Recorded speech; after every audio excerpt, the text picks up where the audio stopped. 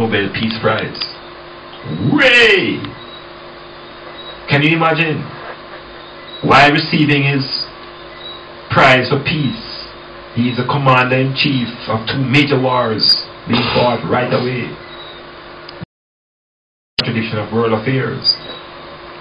He has received the Nobel Peace Prize, and he is waging a strong campaign in Afghanistan to bring this war, what he calls, to an end. While the war in Iraq intensifies again, and Pakistan rests on an edge, but this man is being given a peace prize. Look like peace is when you can bring things to pieces. Yeah, man, look like when you can wreck things, they call it peace. So I don't understand what's happening. And when we wait on our phone line, those who understand will call and tell us what's really going on in Washington, what's happening at international level, and recognize that these things affect us right here in Jamaica, you know. We aren't isolated and in a little shell here and nothing affects us. Because as the war intensifies in Afghanistan and more American bodies come home, the pressure mounts on the Obama regime. And perhaps, if he's not careful, he will be a one-term president. Yeah, man, these things are potential. And then we ask the question then, so what happened about the black man in the White House? That thing don't count anymore. Remember months ago, great celebration, the black man in the White House, how things going to get changed and improved. Things have changed. Because certainly the world is no longer polarized. It's no longer my way versus your way in that Bush era, when we were taken to the bushes by George and his family. We are now in an era of more reconciliation, reasoning. Obama have a reasoning power, you know. And that's why they brought him to the presidency. Remember, you know, Obama was selected, he was not elected. The illusion of democracy. And we watch what's going to happen in Afghanistan with the surge, the increase of 30,000 more United States troops, and the backing of the entire Europe, trying to find this mystery called Obama. The man, I remember Bin Laden. Bin Laden was a character that caused a war in Iraq, you know, and he just disappeared into Pakistan and although they can't find him. So these things are what you call fabrications. Because in Afghanistan, the real struggle is not for anything political and so forth. It's all about economics. It's who controls the poppy fields. That is a struggle. And if democracy is what it's all about, then certainly we don't need that type of democracy. So we watch the black man in the White House and see what happens in this Afghanistan war. There's also very important climate change. Yeah, man. And as much as we seem to be disconnected, we are in serious path of danger along the thinking of climate change. Climate change in a simple language is that temperatures rising globally, and guess the glaciers, some of the icebergs are melting. Yeah. So when the iceberg, it increases what we call the volume of water in the ocean, which means people who live by the shore, the water level will rise. These are not fantasies, you know. These are real things happening.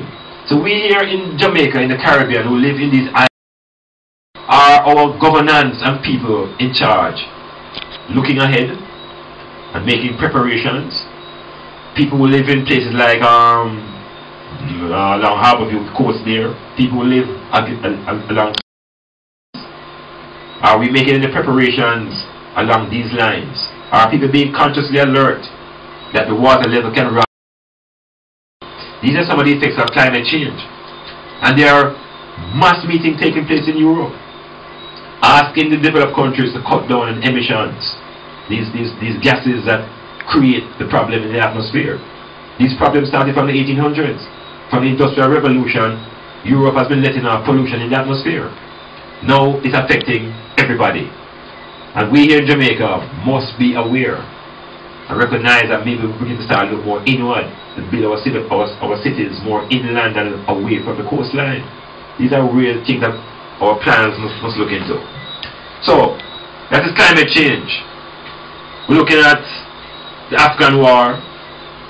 And a note now, this was a note that I observed, that in Cyprus, some thieves went and stole the body of the former president out of a grave. I don't know what them man are dealing with, you know. Yeah, man, them go and steal the body of the former president. What they do with it, I really don't know. But it's international affairs. And the metamorphosis looking at all things. When we come closer to home, I mean right at home now, locally. Just want to make my input on this meeting at Garden House. Yeah, man. Something happening in the country where at Garden House there was Vice Cartel, Movado, and Bruce Golding and his ministers meeting. I find it a bit disturbing. Don't fully over what are the implications, but the suggestions are many. And how did we get to this level where artists have been meeting with the political leaders to maintain peace? Where are we going as a society? Are we saying that the artists controlling the level of violence in the society? Certainly not. And we can't afford to have this scapegoating, you know. We can't hold the artists responsible for a breakdown in family life. Because that has been going on for years. There's a lot of issues. I'm not so clear yet as to what really is the motivation to bring these two artists to meet with the Prime Minister. It's sending out some very, very strange signals. You know, and they're holding a peace rally. We are so accustomed to peace treaties that usually break out in war after. That is the history of our country. Every time we have a peace treaty, little bit of that, more war going on. So we're watching this thing, you know, because it impacts our scholars.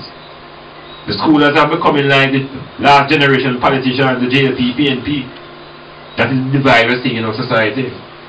It is the music, it's the politics now becoming the music of the youth. Now the music has become the politics of the youth. Now they are divided. Why do we emphasize and try to you know, elevate and amplify divide? We divide enough, you know. Next time we talk about Willie Lynch and his contribution to this divide. But the divide that we're seeing at the high school and the youth level is dangerous. And the people who are chanting music must take responsibility to a level. Certainly the family is more essential than the artist. So the child is monitored at home. Certainly the artist can take control. So we also reflect on the breakdown of the family life, where children are now being turned over to artists as their guidance. And the artist is all about making money. So we have to look at the thing carefully and let us separate the politics from the music. Yeah, man, let us not mix it up too tight, you know, otherwise the music shall surely die. We understand what politics does when it gets too wrapped up with things. So we're going to continue to survey and observe this treaty and the post-effect of this treaty. Yeah. Because remember now, you know, we have had artists cashing from Super Cat days, way back to Prince Buster days. But perhaps nowadays, the difference is that the family life has broken down. So there's no families for these youths to go home to give them guidance. They seem to be on their own. And looking for leadership, hey, there comes the artist. So the problem is not about the artist. I think the problem is about family life. And again, to gender level. And again, to the unity of the male and the female. And that's where it all begins.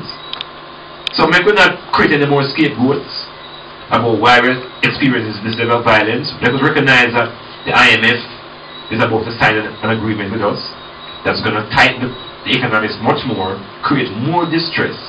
So we don't want no red herring now to look at no artists. We want to look at the reality that the self-reliance is the way out.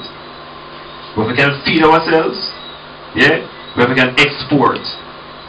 And that is the foundation. That's what we have to work on. So, we are saying within the aFRICENTRIC World News, metamorphosis, giving you a perspective.